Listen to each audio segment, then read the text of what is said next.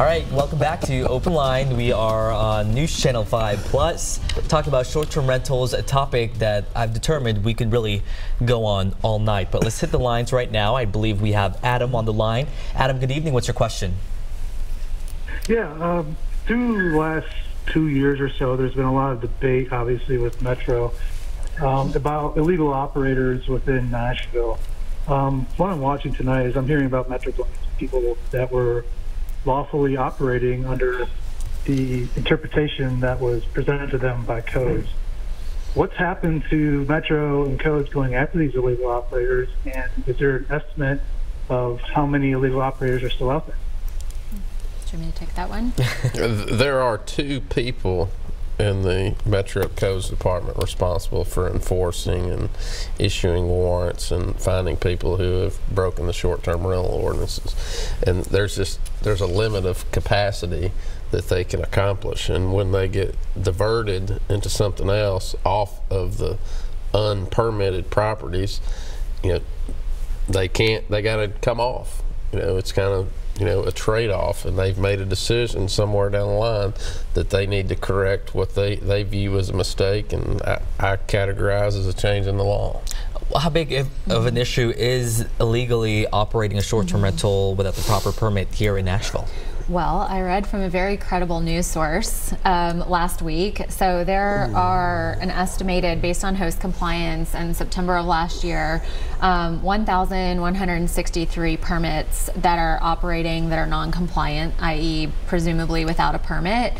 And there's still more than 1,000 being looked at. So that would tell me that about 163 have actually been addressed from September till today.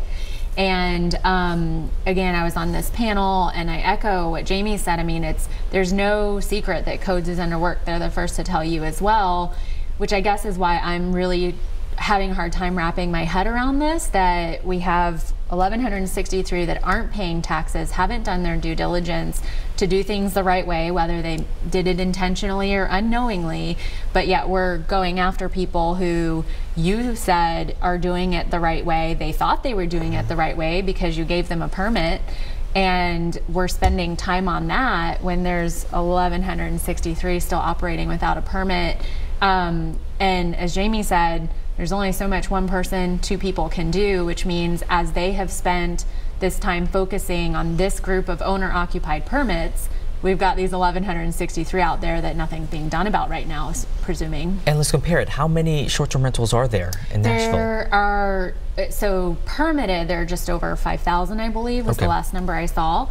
And about 1/3 of those are owner-occupied, and then the remaining are non-owner-occupied, or what formerly used to be type 3 before the new ordinance passed. So you guys are saying the focus has now shifted from those who were thinking they were doing what they were supposed to do to away from those who are actually breaking the law. I mean, no one has said that, but when you know there's only 2 employees and they have said that they can only handle 100 a month, that would certainly be the assumption, is if there are hundreds possibly affected based on what they've said, you have to assume they're spending their time researching these and not focusing on the ones that they've paid good money to have brought to their attention.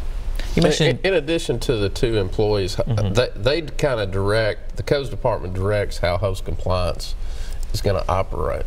And so while they're doing their due diligence, those 2 employees, host compliance is also feeding them a lot of information and data on the alleged illegal operators, meaning not just people that don't have a permit, but who transferred ownership, etc. And they can only output about 200 a month. Are you saying there are only 2 members of the Codes Department in charge, or are there actually more in the team in regards to regulate or enforcing that laws are being followed? There's 2 people that are in the building who are responsible for short-term rental enforcement actions that are a part of the Property Standards Division. Got it. The Codes Administration and the management, clearly they're involved in the process, but on a day-to-day basis, 2 employees in property standards are responsible for enforcement. Safe to say their workload has increased? Is high. All right, let's get back to the lines. Hey, Christy, good evening. Thanks for the call. What is your question? My question for them really is, does it make sense, or would they recommend filing a lawsuit even though someone hasn't received a revocation letter? So if you get the revocation letter, you got to stop operating. So, and I hate to tell people that your only option is litigation. I like lawyers, ones I like and respect, litigation. Well, we got a lawyer here.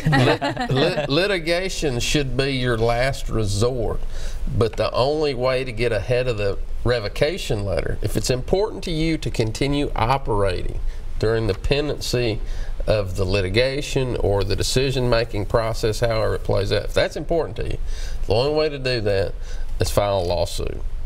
That's just the brass tacks of it all. Correct me again, 6 weeks to appeal? Minimum. To get on the agenda for a BZA meeting, because then once you file the application, there's certain things you got to do. You got to put a certain size sign in your yard. You've got to send mail to 600 people that live within 600 feet of your property.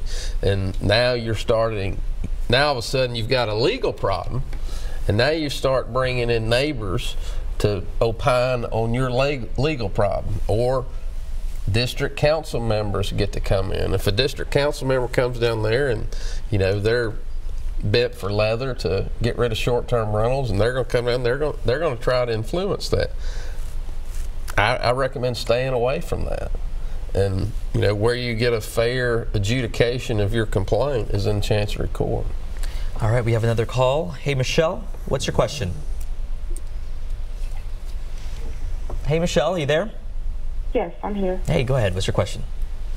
Oh, okay. I was wondering, so what about individuals that live in places like downtown in the high-rise, and they may have short-term rentals in the high-rises downtown? Does that apply as well?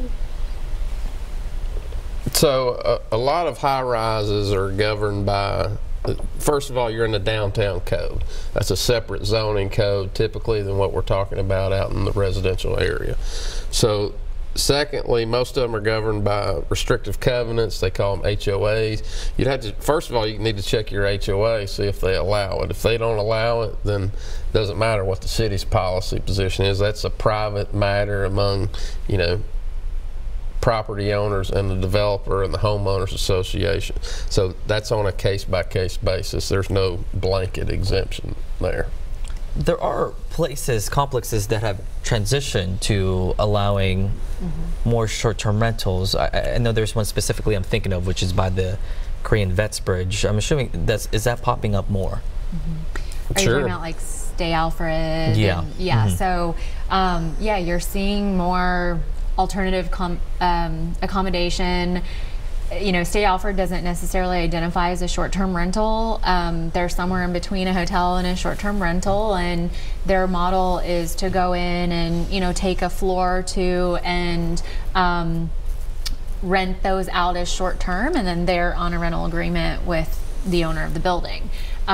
We are definitely seeing a lot of those, and again, I think that's probably for people who are like, I don't know if I want to try this rent-a-home thing or shared home thing. I'm going to start here because it's not a hotel, but it's not a short-term rental. And I think that once people get introduced to that, they're going to start realizing that there's this whole other world. I still have so many more questions. And if you guys do, we only have a few minutes, not a few minutes, we still got some time. So 615-737+, we want to hear from you. Again, we'll return with this topic coming up after the break.